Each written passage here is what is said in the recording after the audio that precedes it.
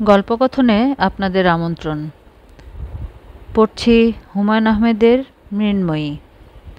আজ থাকছে এর প্রথম পর্ব। মইনু মিয়া। আমার বাবার নাম মইনু মিয়া। খুবই হাস্যকর নাম। কাঠমিস্ত্রি বা দর্জিদের এরকম নাম থাকে। আমার দাদাজান দর্জি ছিলেন এবং তিনি তার মতো করেই ছেলের নাম রেখেছেন। তিনি স্বপ্নেও ভাবেননি তার ছেলে গিরায় হিসাব না করে ন্যানোমিটার পিকোসেকেন্ড হিসাব করবে। আমার বাবা মইনু মিয়া ঢাকা বিশ্ববিদ্যালয়ে ফলিত পদার্থবিদ্যার অধ্যাপক হিসাবে জীবন শুরু করবেন। এখন অবশ্য তার নাম মাইন খান। সেকেন্ড ইয়ারে পড়ার সময়ই তিনি প্রথম শ্রেণীর ম্যাজিস্ট্রেটের কাছে এফিডেভিট করে নাম বদলেছেন। তবে তার রক্তে দর্জির যে ব্যাপারটা পৈতৃক সূত্রে চলে এসেছে তা এখনও আছে। আমার বাবা মাইন খান বিশ্ববিদ্যালয়ের চাকরি ছেড়ে দিয়ে গার্মেন্টসের কারখানা দিয়েছেন। গার্মেন্টসের নাম মৃন্ময়ী অ্যাপারাস। মৃন্ময়ী আমার নাম। ভালো নাম মৃন্ময়ী, ডাকনাম মৃ। আমার ভাবতে খুবই খারাপ লাগে যে বিদেশি লোকজন বাবার গার্মেন্টস ফ্যাক্টরির শর্ট গায়ে দিয়ে ঘুরে বেড়াচ্ছে। তাদের ঘাড়ের সঙ্গে যে স্টিকার লেগে আছে সেখানে লেখা মৃন্ময়ী। অচেনা মানুষের গায়ের ঘামের গন্ধে আমাকে বাস করতে হচ্ছে। বাবা যেমন ইউনিভার্সিটিতে সেকেন্ড ইয়ারে উঠে এফিডেভিট করে তার নাম বদল করেছেন, আমি নিজেও তাই করব। অন্য কোনো নাম ঠিক করব, যে নাম কেউ ঘাড়ে করে ঘুরে বেড়াবে না। আমি মনে মনে নাম খুঁজে বেড়াচ্ছি। বাবাকেও একদিন বললাম, বাবা আমাকে সুন্দর একটা নাম দেখে দাও তো, আমি ঠিক করেছি নাম বদলাবো। বাবা বিস্মিত হয়ে বললেন, মৃন্ময়ী তো খুবই সুন্দর নাম। নামটায় ঘামের গন্ধ বাবা। ঘামের গন্ধ মানে কি? বুঝিয়ে বলতো। তোর সব কথা বোঝার মতো বুদ্ধি আমার নেই। পরে একসময় বুঝিয়ে বলবো, আজ না। না, এখনই বল, মৃন্ময়ীর সঙ্গে ঘামের সম্পর্ক কি? বাবা চোখ থেকে চশমা খুলে তাকিয়ে রইলেন। খুব অবাক হলে তিনি এই কাজটা করেন, চোখ থেকে চশমা খুলে ফেলেন। আমার ধারণা তিনি এই কাজটা করেন যাতে অন্যরা তার বিস্মিত দৃষ্টি দেখতে পায়। আমার বাবা খুবই বুদ্ধিমান একজন মানুষ। 1 থেকে 10-এর মধ্যে যদি বুদ্ধির স্কেল করা হয়, সেই স্কেলে বাবার বুদ্ধি হবে 13, 10-এর চেয়েও 3 বেশি। বাবাকে বিচার করতে হবে, স্কেলের বাইরে যেতে হবে। এটা তিনি নিজে ভালো করে জানেন। তার মধ্যে সূক্ষ্ম একটা চেষ্টা থাকে যেন অন্যরাও ব্যাপারটা চট করে ধরে ফেলে। মাঝে মাঝে অতিরিক্ত বুদ্ধিমান মানুষকে বোকা বোকা লাগে। আজকে বাবা সেরকমই লাগছে। তিনি গা দুলিয়ে হাসার চেষ্টা করছেন। হাসিটা মনে হচ্ছে ঠোঁট থেকে নেমে এসে শূন্যে ঝুলছে।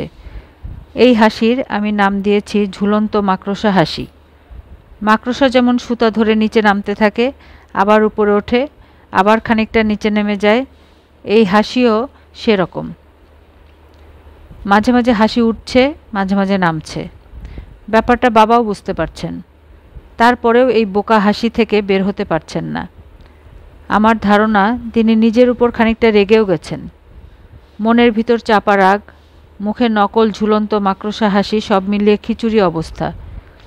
ঢাকা বিশ্ববিদ্যালয়ের ফলিত পদার্থবিদ্যার প্রাক্তন অধ্যাপক মৃন্ময়ী অ্যাপারেলসের এমডি মাইন খান সাহেবকে দেখে আমার খানিকটা মায়াই লাগছে। বাবার ভিতরে খিচুড়ি অবস্থা তৈরি করেছেন তার অতি ঘনিষ্ঠ বন্ধু আজহারউদ্দিন। প্রায় 6 ফুটের কাছাকাছি একজন মানুষ, অতিরিক্ত রোগ। লম্বা এবং রোগা মানুষেরা সাধারণত খানিকটা কুঁজো হয়ে হাঁটেন। ইনি হাঁটেন বুক টান করে। হাঁটা অবস্থায় তাকে দেখলে মনে হবে একটা সরল রেখা হেঁটে চলে যাচ্ছে। তার ঘাড়েও খানিকটা সমস্যা আছে। তিনি ঘাড় কাত করে পাশের জনকে দেখতে পারেন না, তাকে পুরো শরীর ঘোরাতে হয়। তখন তাকে আর মানুষ মনে হয় না, মনে হয় রোবট সিগন্যাল পেয়ে ঘুরছে।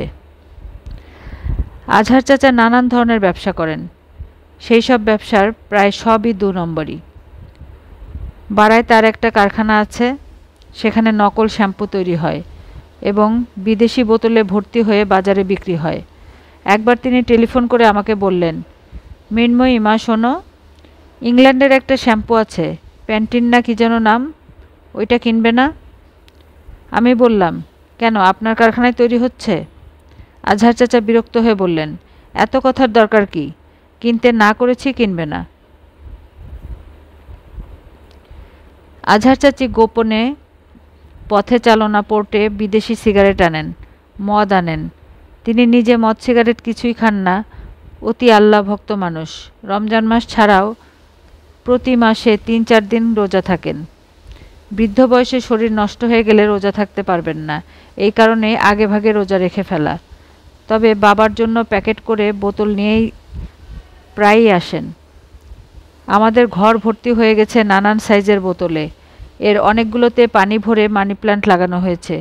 বিদেশি মদের বোতলে মানি প্ল্যান্ট খুব ভালো হয়। আজহার চাচা উমরা হজ করতে গিয়েছিলেন মক্কা শরীফ, সেখান থেকে বাবার জন্য একটা উপহার নিয়ে এসেছেন। উপহারের প্যাকেট হাতে নেবার পর থেকেই আমার বুদ্ধিমান বাবা বোকার হাসি হাসছেন। তার চোখ মুখেও কেমন যেন বদলে গেছে। উপহারটা হলো কাফনের কাপড়। আজহার চাচা বাবার দিকে তাকিয়ে খুবই আন্তরিক ভঙ্গিতে বললেন, নবীজির কবর মোবারক ছোঁয়ায় এনেছি। 3 সেট আনলাম, আমার জন্য 1 সেট, আমার শ্বশুর সাহেবের জন্য 1 সেট, আর তোমার জন্য 1 সেট। বাবা বললেন, ভালো করেছ, অতি উত্তম করেছ। আজহার চাচা বললেন, ধর্মকর্মের দিকে তোমার টান তো সামান্য কম, এই জন্য ইচ্ছে করেই কাফনের কাপড়টা আনলাম। চোখের সামনে এই জিনিসটা থাকলে কালের চিন্তা মাথায় আসে। তাছাড়া চলে যাবার সময় তো আমাদের হয়েই গেছে। তোমার কত চলছে, 52 না 3? 2। তাহলে তো খবর হয়ে গেছে। Signal down. আজরাইলকে নিয়ে ট্রেন রওনা হয়েছে, মেল ট্রেন, পথে থামবে না। বাবা শুকনা গলায় বললেন, ঠিক বলেছ। আজহার চাচা বললেন, কাপড়টা পছন্দ হয় কিনা দেখো। সাধারণ মার্কিন লং ক্লথ না, হাই কোয়ালিটি পপলিন। সৌদি রাজ পরিবারের সবার এই কাপড়ের কাফন হয়, খোঁজ খবর নিয়ে কিনেছি। মনে হয় অনেক ঝামেলা করেছ। পছন্দ হয়েছে কিনা বলো। এইসব গিফট সবাই আবার সহজে নিতে পারে না। আমার শ্বশুর সাহেব তো খুবই রাগ করলেন, আমাকে কিছু বলেননি, আমার শাশুড়ি আম্মার সঙ্গে গজগজ করেছেন। তুমি আবার রাগ করনি তো? বাবা গা দুলিয়ে নকল হাসি হাসতে হাসতে বললেন, রাগ করার কি আছে? তার মুখের হাসি আরও ঝুলে গেল। আজহার চাচা আমার দিকে তাকিয়ে বললেন, মা মৃন্ময়ী, তোমার জন্যও সামান্য উপহার আছে, মক্কার মিষ্টি তেঁতুল আর একটা তসবি। আমি বললাম, থ্যাংক ইউ চাচা। তসবির গুটিগুলা প্লাস্টিকের না, আকিক পাথরের। তুমি জানো কিনা জানি না, আকিক পাথর হলো আমাদের নবীজির খুব পছন্দের পাথর। পবিত্র কোরআন মজিদেও আকিক পাথরের উল্লেখ আছে। তেঁতুল একটু খেয়ে দেখে তো মা, চিনির মতো মিষ্টি। 1 বোতল জমজমের পানিও এনেছি, ভালো জায়গায় তুলে রাখো। অসুখ বিসুখ হলে চায়ের চামচে 1 চামচ খাবে, তবে খেতে হবে খুবই আদবের সাথে। দাঁড়িয়ে দাঁড়িয়ে খাবে না, বসে খাবে এবং বিসমিল্লা বলে খাবে। ভালো কথা, নাপাক অবস্থায় খাবে না। আমি বললাম, আপনি কি চা খাবেন চাচা? আপনার তো মনে হয় ঠান্ডা লেগেছে। আদা দিয়ে 1 কাপ চা নিয়ে আসি। নিয়ে আয় 1 কাপ চা। সন্ধ্যার পর চা খেলে আমার অবশ্য ঘুমের সমস্যা হয়। ঠিক আছে, তুই যখন বলছিস, তুই তো জানিস না মা, তোকে অত্যন্ত পছন্দ করি। নবীজির রওজা মোবারকে যে কয়জনের জন্য দোয়া করেছি, তুই আছিস তাদের মধ্যে। চা নিয়ে আয়, খেয়ে বিদায় হই। আজহার চাচা একটু আগে আমাকে তুমি তুমি করে বলছিলেন, এখন তুই তুই করছেন। এর মানে হলো তিনি এখন আমার প্রতি খুবই মমতা পোষণ করছেন। বাবাকেও মাঝে মাঝে তিনি তুই বলার চেষ্টা করেন, বাবা পাত্তা দেন না। আমি বললাম, রাতে খেয়ে যান না চাচা, আপনার প্রিয় তরকারি রান্না হচ্ছে। আজহার চাচা অবাক হয়ে বললেন, আমার যে প্রিয় তরকারি আছে তাই তো জানি না। আমার প্রিয় তরকারি কি? ছোট মাছ দিয়ে সজনে। তুই মনে করে বসে আছিস, আশ্চর্য কাণ্ড। কবে তোকে বলেছিলাম? আমার নিজেরই তো মনে নেই। মাইন দেখেছ, তোমার এই মেয়ে তো বড়ই আশ্চর্য। আচ্ছা ঠিক আছে, রাতের খানা খেয়েই যাই।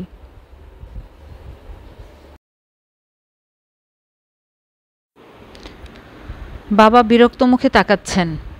আজহার চাচার রাতে ভাত খাবার জন্য থেকে যাবার ব্যাপারটা তিনি পছন্দ করছেন না। বুদ্ধিমান মানুষ অল্প বুদ্ধির মানুষদের সঙ্গ পছন্দ করে না। অল্প বুদ্ধির মানুষদেরকে দিয়ে অনেক কাজ আদায় করা যায় বলেই তাদের সহ্য করা হয়। ব্যবসা বাণিজ্য বাড়াবার জন্য একসময় আজহার চাচার বুদ্ধি পরামর্শ এবং অর্থের বাবার প্রয়োজন ছিল, এখন প্রয়োজন নেই। আজহার চাচা ব্যাপারটা বুঝতে পারছেন না। তার হয়তো ধারণা হয়েছে বাবা তার হজের গল্প খুবই আগ্রহ নিয়ে শুনছেন। বাবার চোখে মুখে মোটা দাগের বিরক্তি কিছুই আজহার চাচার চোখে পড়ছে না। তিনি বাবার দিকে ঝুঁকে এসে হজের গল্প শুরু করলেন। কাবা তওয়াফের সময় কি ঘটছে ঘটনা শোনো। আমার পাশাপাশি হাঁটছে এক আফ্রিকান মহিলা, 4-5 মণ ওজন, হাতির মতো থপ থপ শব্দ করে হাঁটে, পায়ের উপর পাড়া দেয়, কোনোই দিয়ে গুঁতা দেয়, পিঠে ধাক্কা দেয়। আল্লাহর ঘরের সামনে দাঁড়িয়ে তো আমি মেয়ে ছেলের সঙ্গে ঝগড়া করতে পারি না, এমন বিপদে পড়লাম, দোয়া টোয়া সব ভুলে যাচ্ছি। কিছুক্ষণ পরে দেখি এই মহিলা আমার দিকে তাকিয়ে মুখ বাঁকা করে বলল, ছেরেং ছেরেং। একটু পরপর বলে আর মুখ বাঁকা করে হাসে। ছেরেং মানে কি জানি না, নিশ্চয়ই কোনো গালাগালি। মঈন, তুমি কি ছেরেং শব্দের মানে জানো? বাবা গম্ভীর গলায় বললেন, ইদ্দিস ভাষায় ছেরেং মানে হলো সরু। যেমন ধরো ছেরেঙ্গা, গা হলো নদী, ছেরেঙ্গা হলো সরু নদী। তোমার রোগা পাতলা চেহারা দেখে রসিকতা করছিল। চিন্তা করো অবস্থা, কাবা ঘরে এসে ঠাট্টা মশকরা শুরু করেছে। কাবা শরীফের কাছে এসে মানুষ আল্লাহর ভয়ে ভীত হয়, আমি এক মেয়ে ছেলের ভয়ে ভীত হয়ে গেলাম। বাবা বললেন, ভীত হওয়ার কি আছে? আজহার চাচা বললেন, তুমি কিছু জানো না বলে এমন কথা বলতে পারলে। এই মহিলা যদি একবার ধাক্কা দিয়ে ফেলে দিত তাহলে আর আমাকে উঠতে হতো না। হাজার হাজার হাজি আমার গায়ের উপর দিয়ে হেঁটে চলে যেত, ইনস্ট্যান্ট ডেথ। বহু মানুষ এইভাবে মারা গেছে। যাই হোক, ওই মহিলাকে কিভাবে শায়েস্তা করেছি শোনো। ভুল বললাম, শায়েস্তা আমি করি নাই, আমাকে কিছু করতে হয় নাই, ব্যবস্থা আল্লাহ পাকই নিয়েছেন, আমি উসিলা মাত্র। সেই ঘটনাও বিস্ময়কর। আজহার চাচা এই পর্যন্ত বলে আমার দিকে তাকিয়ে বললেন, মা তুই একটু অন্য ঘরে যা, গল্পের এই অংশটা তোর শোনা ঠিক না। আমি বললাম, অশ্লীল নাকি চাচা? শ্লীল অশ্লীল কিছু না, সব গল্প সমার জন্য না। মা তুই যা তো, আমাকে আদা চা খাওয়াবি বললি, আদা চা কই? আমি বললাম, স্টোরির আসল মজার জায়গাটা না শুনে আমি নড়ব না চাচা, আমি একটা আন্দাজ করেছি, দেখি আন্দাজটা মেলে কিনা। মৃন্ময়ী মা যা রান্নাঘরে যা। আমি রান্নাঘরে চলে এলাম। রান্নাঘরে মা নিচু গলায় আমাদের বুয়া তন্তুরি বেগমকে শায়েস্তা করছেন। তস্তুরি কী অপরাধ করেছে বোঝা যাচ্ছে না। মায়ের শাসানি শুনে মনে হচ্ছে ভয়ঙ্কর কিছু করেছে, যদিও তস্তুরি বেগমের ভয়ঙ্কর কোনো অপরাধ করার ক্ষমতাই নেই। সবচেয়ে বড় অপরাধ যা সে নিয়মিত করে তা হলো তরকারিতে লবণ বেশি দিয়ে দেয়, তারপর সেই লবণ কমানোর জন্য কাঠকয়লা দেয়। লবণের তাতে কোনো 19-20 হয় না। খেতে বসে কই মাছের সঙ্গে এক টুকরা কয়লা উঠে আসে। মা আমাকে দেখে বিরক্ত মুখে বললেন, মওলানা গিয়েছে? আমি বললাম, যাননি। এখনও যায়নি মানে কি? 6টার সময় এসেছে, এখন বাজে 8টা। বাড়িতে গিয়ে এশার নামাজ পড়বে না? মানুষ এমন বেয়াক্কেল হয় কিভাবে? আর কতক্ষণ থাকবে? আরও ঘন্টা 2 থাকবেন। তুমি দেখা করে এসো না। আমি কেন দেখা করব? দেখা করলেই উপহার পাবে। উনি সবার জন্য উপহার নিয়ে এসেছেন। আমার জন্য এনেছেন আকিক পাথরের তসবি, আরবের মিষ্টি তেঁতুল। তোর বাবার জন্য কি এনেছে? বাবার জন্য খুব ইন্টারেস্টিং জিনিস এনেছেন, তুমি কল্পনাও করতে পারবে না এমন জিনিস।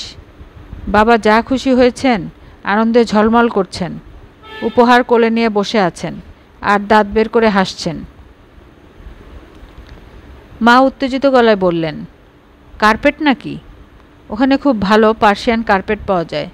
আমার বান্ধবী রীতা হজ করতে গিয়ে একটা বেডসাইড কার্পেট এনেছিল, কী যে সুন্দর। উপহার, গিফট এই জাতীয় শব্দগুলো শুনলেই মা কেমন যেন উত্তেজিত হয়ে পড়েন। আমি বললাম, কার্পেট না, অন্য কিছু। সেটা কি? 5টা প্রশ্ন করে বের করে নাও, হিন্টস দিচ্ছি।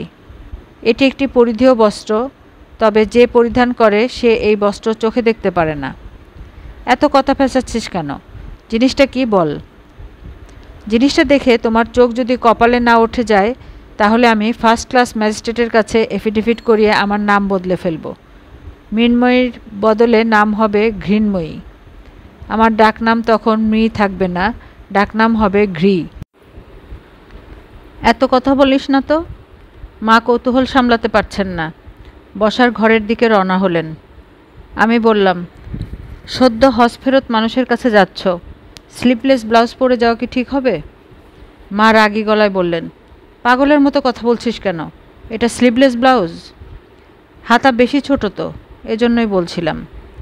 তোর বাবার সঙ্গে তো তুই এত ফাজলামি করিস না, আমার সঙ্গে কেন করিস? আমি তোর বান্ধবীও না, বয়ফ্রেন্ডও না। আমি মিষ্টি করে হাসলাম। কেউ যখন হাসে সে বুঝতে পারে না তার হাসি কেমন হচ্ছে।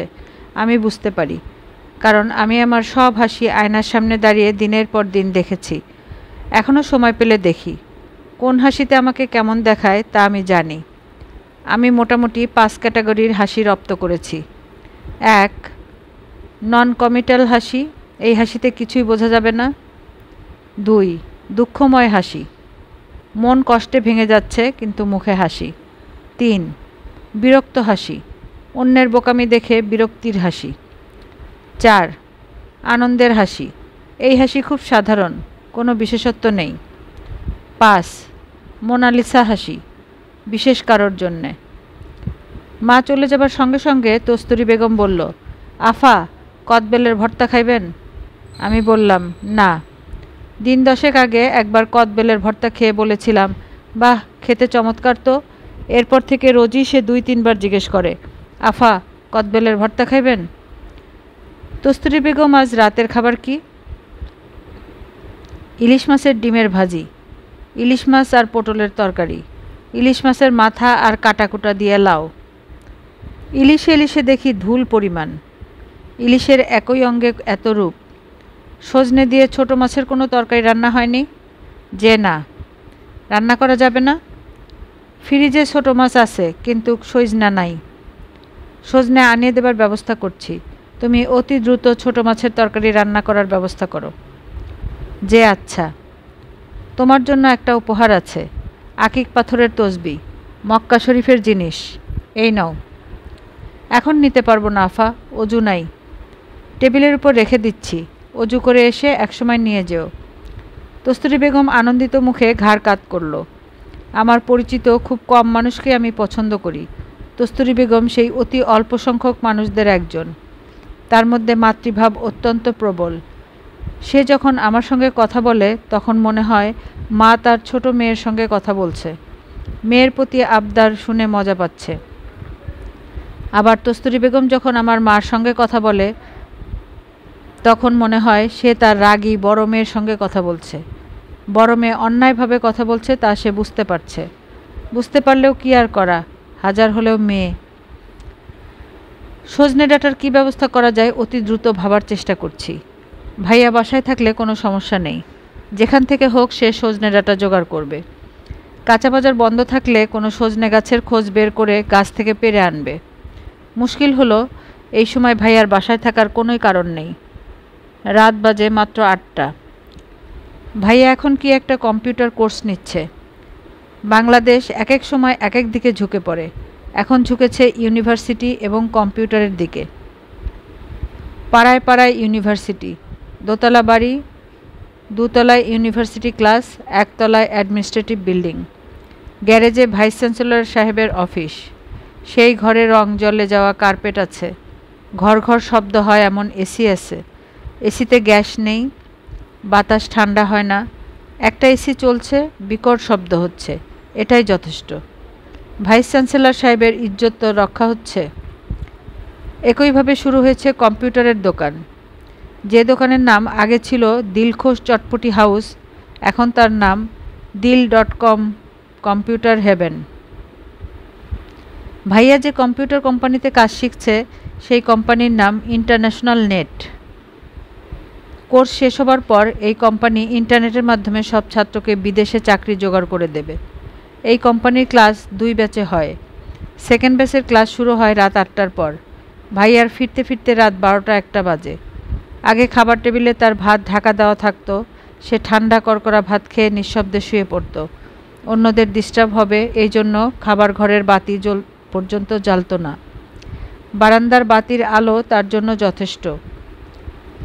ভাত খেয়ে এঁটো থালা বাসন যে টেবিলে রেখে দিত তা না, সব কিছু ধুয়ে মুছে মিটশেপে তুলে রেখে যেত, যাতে বাবা সকালে ঘুম থেকে উঠে বুঝতে না পারেন রাতে কেউ খেয়েছে। গত বুধবার থেকে বাবার হুকুমে টেবিলে ভাত রাখা বন্ধ হয়েছে। বাবা কঠিন গলায় বলেছেন, ভদ্রলোকের বাড়িতে একটা সিস্টেম থাকবে। রাত 2টার সময় বাড়ির বড় ছেলে একা একা ভাত খাবে, এসব কি? এটা কি পাইস হোটেল? রাত 11টার মধ্যে বাড়ি ফিরলে খাবার আছে। 11টার পরে কেউ যদি আসে তাকে বাইরে থেকে খেয়ে আসতে হবে। ফ্রিজ খুলে এটা সেটা যে খাবে তাও হবে না। ফ্রিজ খোলা যাবে না। এই হুকুম আমার জন্য প্রযোজ্য। আমি রাত 11টার মধ্যে না ফিরলে আমার জন্য খাবার থাকবে না। ভাগ্য ভালো ভাইয়া তার ঘরে। দরজা খোলা, বাতি নিভিয়ে সে শুয়ে আছে। আমি ঘরে ঢুকতে সে বলল, বাতি জ্বালাবি না, খবরদার। বাতি নিয়ে ভাইয়ার কিছু সমস্যা আছে। ইলেকট্রিকের আলো তার নাকি চোখে লাগে, চোখ করকর করে, চোখ দিয়ে পানি পড়ে। বেশিরভাগ সময়ই ভাইয়া তার ঘরে বাতি নিভিয়ে রাখে। বারান্দার আলোই নাকি তার জন্য যথেষ্ট। আমি বাতি জ্বালালাম। ভাইয়া বিরক্ত মুখে উঠে বসতে বসতে বলল, কি চাস? আমি সহজ গলায় বললাম, সজনে চাই। ছোটো মাছ দিয়ে সজনের তরকারি রান্না হবে। তুমি অতি দ্রুত সজনে কিনে আনবে। এই নাও টাকা। 20 টাকায় হবে না? শার্ট গায়ে দিতে দিতে ভাইয়া টাকাটা নিল। অন্য যে কোনো ছেলের সঙ্গে এইখানেই ভাইয়ার তফাৎ। অন্য যে কোনো ছেলে বলতো, এত রাতে সজনের তরকারি কেন?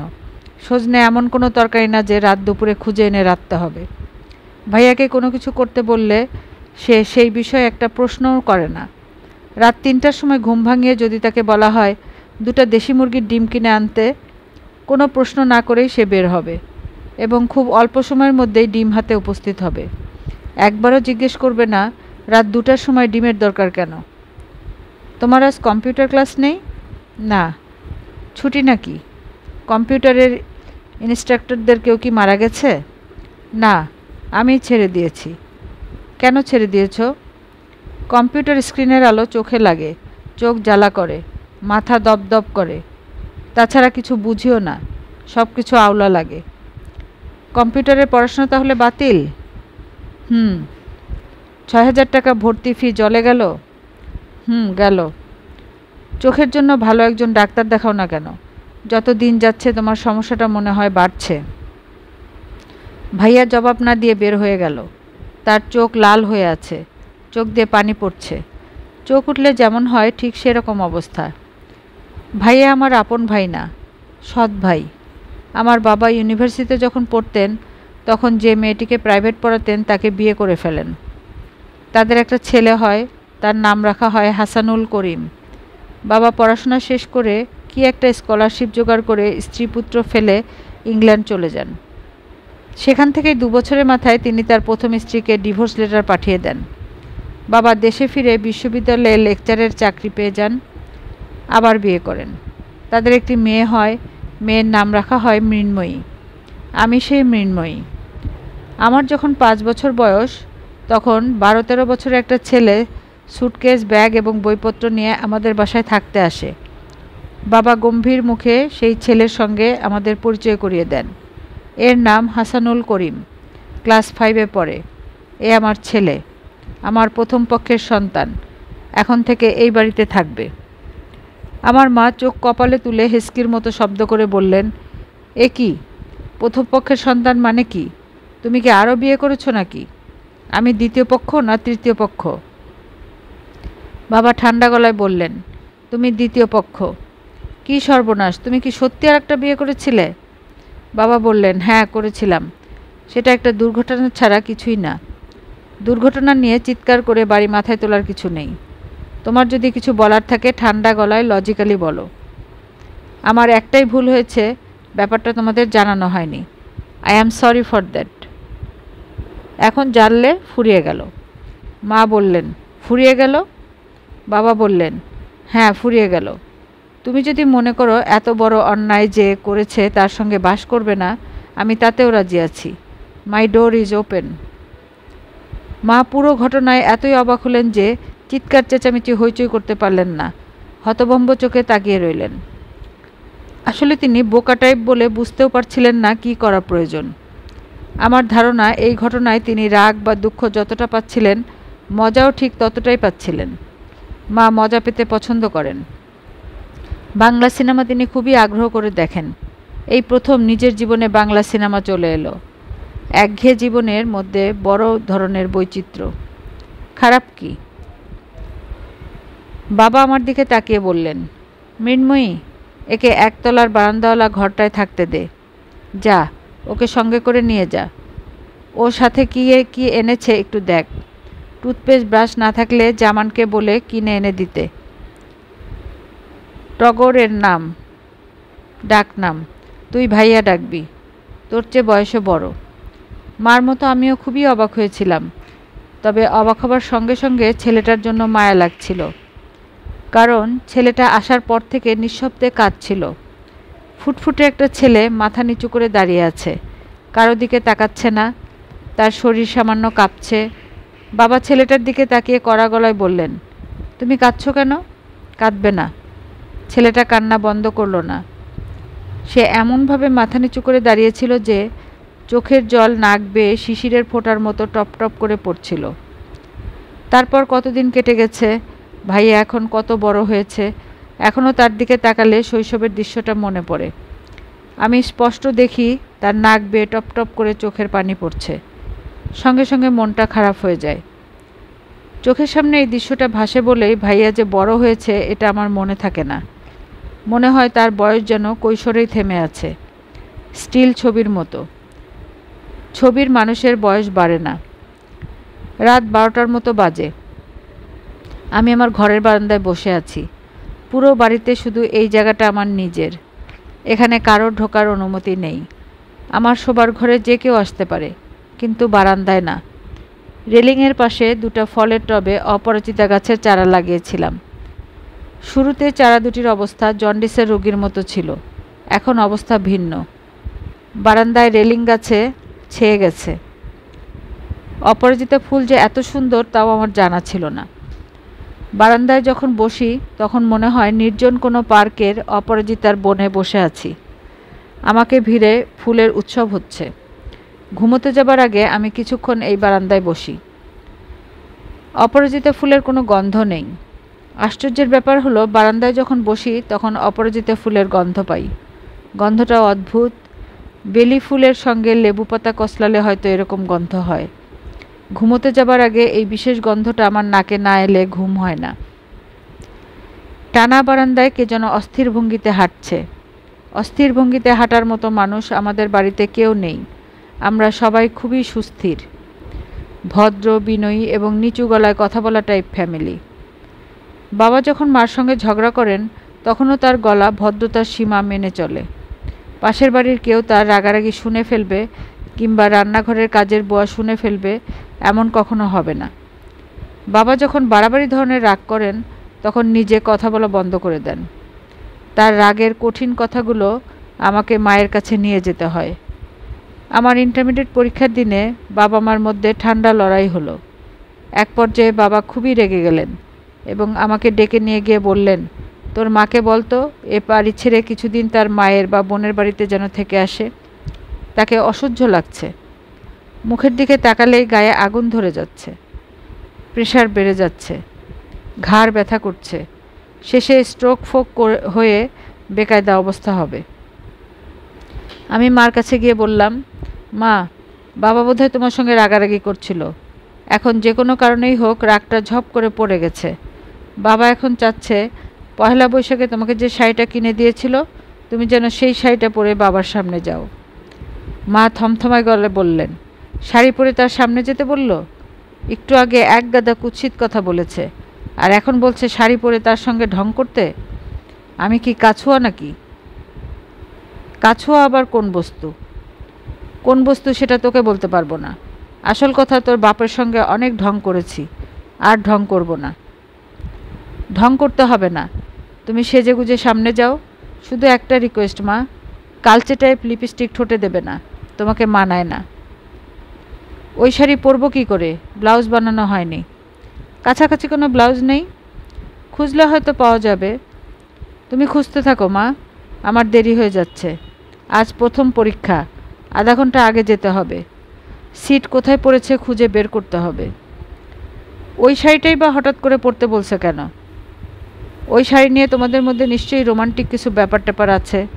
তোমাদের ঝগড়ার ব্যাপারগুলো আমি জানি, রোমান্টিক ব্যাপারগুলো তো জানি না। আমি মার সামনে থেকে চলে গেলাম। মা গেলেন শাড়ির সঙ্গে ম্যাচিং ব্লাউজ খুঁজতে। তিনি ঠিকই শাড়ি পরে সেজেগুজে বাবার সামনে যাবেন এবং শুকনা গলায় বললেন, পরলাম তোমার শাড়ি, এখন কি করতে হবে? নাচবো? আমার অতি বুদ্ধিমান বাবা তৎক্ষণাৎ ধরে ফেলবেন ঘটনা কী। তিনি নিজেকে সামলে নেবেন এবং হাসি মুখে বলবেন, বাহ, তোমাকে খুব মানিয়েছে তো, একটু নাচো, খারাপ কি? আমার মা যে খুবই বোকা টাইপ একজন মহিলা তা বোঝা প্রায় অসম্ভব। যে কোনো বিষয় নিয়ে তিনি বেশ গুছিয়ে কথা বলেন। তার কথা শুনলে মনে হয় ওই বিষয়ে তার গভীর জ্ঞান আছে। আসলে তা না। মা জগতের বেশিরভাগ বিষয় সম্পর্কে কিছুই জানে না, জানার আগ্রহ নেই। তবে এই ঘটনা বাইরের কারোর বোঝার সাধ্যও নেই। উদাহরণ দিয়ে বলি, একবার আমাদের ড্রয়িং রুমে বাবার কিছু বন্ধু, বিশ্ববিদ্যালয়ের শিক্ষক, এদের সঙ্গে বাবার সামান্য যোগাযোগ আছে। 2-3 মাস পর পর দাওয়াত করে খাওয়ান, মিলে আড্ডা দিচ্ছে। মাও আছেন তাদের সঙ্গে। তুমুল আলোচনা চলছে। আলোচনার বিষয় ব্ল্যাক হোল। মাকে দেখে মনে হচ্ছে তিনি গভীর মনোযোগ দিয়ে আলোচনা শুনছেন এবং ব্ল্যাক হোলের রহস্যময়তায় তিনি চমৎকৃত। স্টিফেন হকিং লোকটির মেধায় অভিভূত। আলোচনার এক পর্যায়ে তিনি গম্ভীর গলায় বললেন, ব্ল্যাক হোলের মধ্যাকর্ষণ শক্তি ভয়াবহ। সে সব কিছুই টেনে নিজের ভিতর নিয়ে নেয়। আচ্ছা, এখন যদি সমান ক্ষমতার দুটি ব্ল্যাক হোল সামনাসামনি চলে আসে তখন কি হবে? দুজনেই তো চেষ্টা করবে অন্যজনকে নিজের ভিতরে নিয়ে আসতে। আড্ডা কিছুক্ষণের জন্য নীরব হয়ে গেল। তারপর সবাই কথা বলতে শুরু করলো মার দেয়া সমস্যা নিয়ে। সবাই মহা উৎসাহী। শুধু বাবা বিরক্ত মার দিকে তাকিয়ে রইলেন, কারণ তিনি জানেন মা ভেবেচিন্তে কিছু বলেননি। মনে একটা কথা এসেছে, বলে ফেলেছেন। এখন আবার যাবেন চা নাস্তার ব্যবস্থা করতে। দুটো সমান শক্তির ব্ল্যাক হোল মুখোমুখি থাকলে মার কিছুই যায় আসে না। ওরা ওদের মতো দড়ি টানটানি করুক, দুজন একটা সময় দুইজনকেই গিলে ফেলুক। চায়ের সঙ্গে নাস্তা ঠিকমতো দিতে পারলেই তিনি খুশি। অস্থির ভঙ্গিতে টানা বারান্দায় বাবা হাঁটাহাঁটি করছেন। আমাকে দেখে এমনভাবে তাকালেন যেন চিনতে পারছেন না। এর একটাই অর্থ, কোনো একটা বিষয় নিয়ে বাবা খুব চিন্তিত। আমি বললাম, বাবা ঘুম আসছে না? বাবা বললেন, এখনও বিছানায় যায়নি, কাজেই ঘুম আসছে কি আসছে না বুঝতে পারছি না। Any problem? বাবা গম্ভীর গলায় বললেন, টগরের ঘরে একটা ছেলে এসেছে। ছেলেটাকে আমি চিনি। পুলিশ তাকে খুঁজে বেড়াচ্ছে। ছেলেটা মনে হয় রাতে থাকতে এসেছে, আমি নিশ্চিত। আগেও কয়েক রাত এ বাড়িতে কাটিয়েছে। আমি বললাম, এটা এমন কোনো সমস্যা না। আমি ভাইয়াকে গিয়ে বলছি ছেলেটাকে বিদায় করে দিতে। ছেলেটার সামনে কিছু বলবি না, এদের ঘাটানো ঠিক না। তুই বরং টগরকে ডেকে নিয়ে আয়, যা বলার আমি বলবো। ভাইয়ার ঘরের দরজা খোলা, ঘরে বাতি জ্বলছে। ভাইয়া চেয়ারে বসে কি যেন লিখছে। এত রাতে আমাকে ঢুকতে দেখে সে কিছুমাত্র অবাক হলো না, যেন সে আমার জন্যই অপেক্ষা করছিল। লেখা থেকে চোখ না সরিয়ে বলল, কি ব্যাপার? আমি বললাম, কোনো ব্যাপার না। তোমার কাছে কেউ কি এসেছিল? ভাইয়া অবাক হয়ে বলল, না তো। বাবার ধারণা কেউ তোমার কাছে এসেছিল। বাবা এটা নিয়ে খুব চিন্তিত। ভাইয়া, তুমি খুব খেয়াল রাখবে কেউ যেন তোমার কাছে না আসে, আর যদি এসেও পড়ে চেষ্টা করবে তৎক্ষণাৎ বিদায় করতে। তাই তো করি। বাবার ধারণা তুমি উল্টোটা করো। মাঝে মাঝে তোমার 2-1 বন্ধু তোমার ঘরে রাত কাটায়। আর কিছু বলবি? বলবো। কথাগুলো শুধু যে বাবার তা না, আমারও কথা। ভাইয়া, সাবধান থাকো, সময়টা খুব খারাপ। আচ্ছা ঠিক আছে। তুমি কি লিখছো? ভাইয়া চট করে খাতা বন্ধ করে বলল, কিছু লিখছি না। তোর কথা শেষ হয়ে থাকলে চলে যা। কাউকে চিঠি লিখছো নাকি? ভাইয়া মাথা নিচু করে হাসল। তার হাসি মুখ দেখে আমার আবারও মনে হলো ঢাকা শহরের প্রথম 3 জন রূপবান যুবকের মধ্যে ভাইয়া একজন।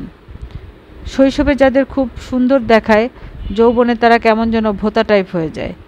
ভাইয়ার বেলায় ঘটনা অন্য রকম। যত দিন যাচ্ছে সে ততই সুন্দর হচ্ছে।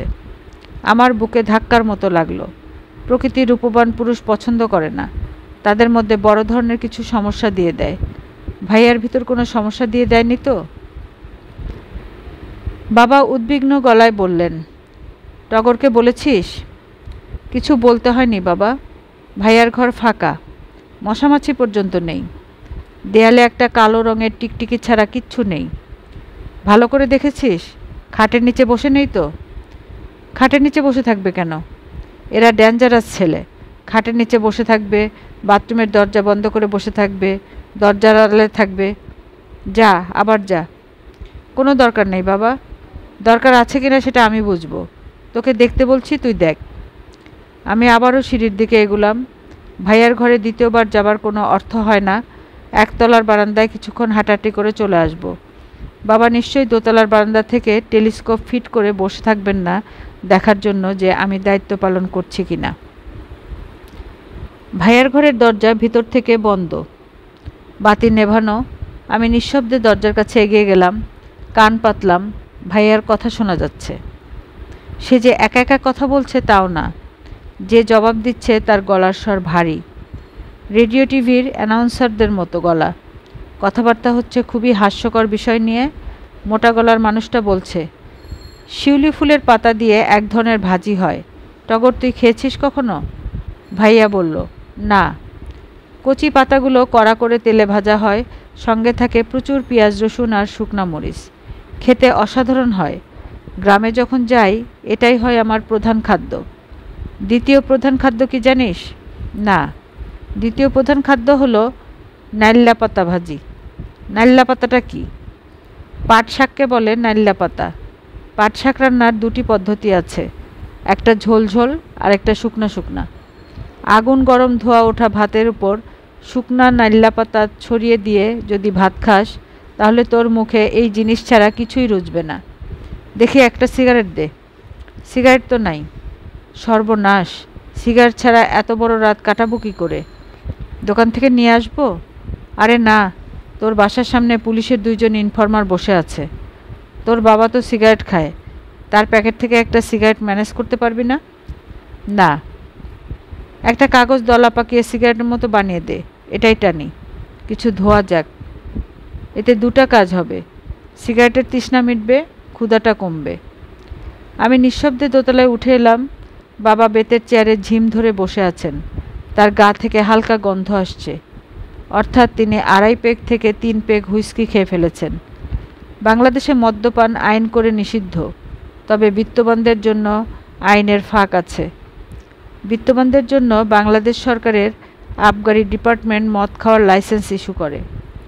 সেখানে লেখা থাকে স্বাস্থ্যগত কারণে তাকে এই পরিমাণ মদ্যপানের অনুমতি দেওয়া হলো।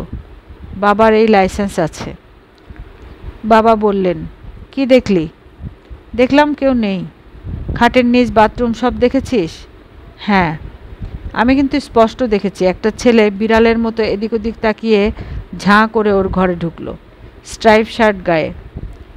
তুমি তো মানসিকভাবে উত্তেজিত, এই জন্য এসব দেখেছ। মানসিকভাবে উত্তেজিত হব কী জন্যে? আজহার চাচা তোমাকে কাফনের কাপড় দিয়েছে, তারপর থেকে তুমি মানসিকভাবে অস্থির হয়ে পড়েছ। তোমার চিন্তা কাজ করছে না। চিন্তা ঠিকই কাজ করছে। আমি শুধু ভাবছি একটা লোক কি করে কাফনের কাপড় উপহার হিসেবে নিয়ে আসে। ওনার কাছে মনে হয়েছে ভালো উপহার। বাবা যাও, তুমি শুয়ে পড়ো। রাত জাগলে তোমার শরীর খারাপ করে। তুই শুবি না? আমার সামান্য দেরি হবে। দেরি হবে কেন? রাতে ভাত খাইনি, এখন দেখি প্রচণ্ড খিদে লেগেছে। ফ্রিজের ঠান্ডা ভাত খাবো না, নতুন করে ভাত রাঁধবো। তুমি বিড়বিড় করছো কেন? কাফনের কাপড়টা দিয়ে গাধাটা আমার মেজাজটা খারাপ করে দিয়েছে। আর তোর মার তো বুদ্ধির কোনো সীমা নেই। সে কাপড়টা রেখে দিয়েছে ড্রেসিং টেবিলের উপরে, যেন ঘরে ঢুকলেই চোখে পড়ে। একটা কাজ করো, কাপড়টা তুমি আমার কাছে দিয়ে দাও, আমি ওয়ারড্রবে রেখে দেব। আরে না, তুই বাচ্চা মানুষ, তুই কেন তোর ঘরে কাফনের কাপড় রাখবি? বাবা, তুমি ব্যাপারটা মাথা থেকে দূর করে ঘুমোতে যাও। রাতে না ঘুমালে তোমার শরীর খারাপ করে। তোমাকে দেখে মনে হচ্ছে তোমার প্রেশার বেড়েছে। প্রেশার মেপে দেব? দরকার নেই। গাধাটা কি করেছে শোন, কাফনের কাপড়ে আতর মাখিয়ে রেখেছে। নাক দিয়ে আতরের গন্ধটা যাচ্ছে না। সাবান পানি দিয়ে নাক ধুয়েছি, তারপরেও যাচ্ছে না। তুই গন্ধ পাচ্ছিস না? না, পাচ্ছি না। মানুষের সামান্য সেন্সও থাকবে না? আমার হঠাৎ ইচ্ছা করলো বাবাকে একটা বিপদে ফেলতে। কাজটা ঠিক না, অন্যায়। তারপরে মনে হলো, আচ্ছা দেখি তো কী হয়। আমি বললাম, বাবা, সরু নদীর ইদ্রিস ভাষা কী? বাবা অবাক হয়ে তাকিয়ে রইলেন।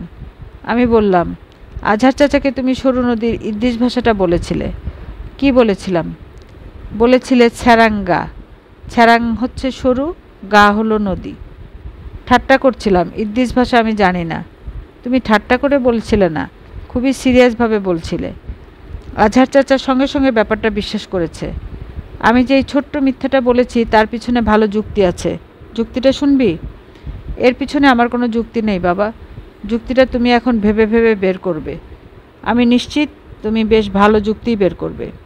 যাই হোক, তুমি ভেবেচিন্তে ভালো একটা যুক্তি বের করো, আমি ভোরবেলা শুনবো। এখন দয়া করে ঘুমোতে যাও।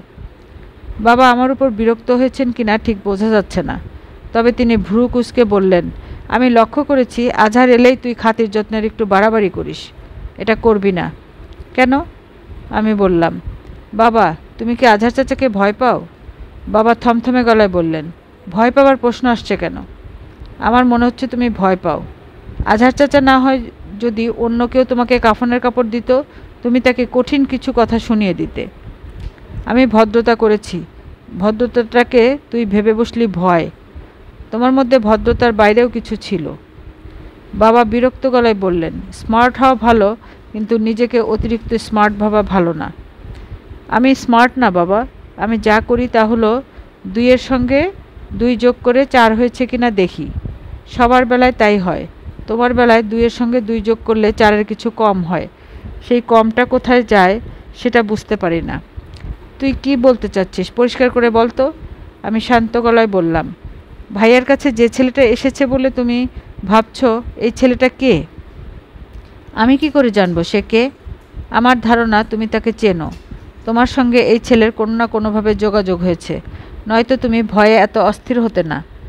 বাবা কঠিন চোখে তাকিয়ে রইলেন। আজকের পর্বের এখানেই সমাপ্তি। গল্প শুনতে ভালো লাগলে সাবস্ক্রাইব করে পাশেই থাকুন। লাইক, কমেন্ট আর শেয়ার করার অনুরোধ রইল।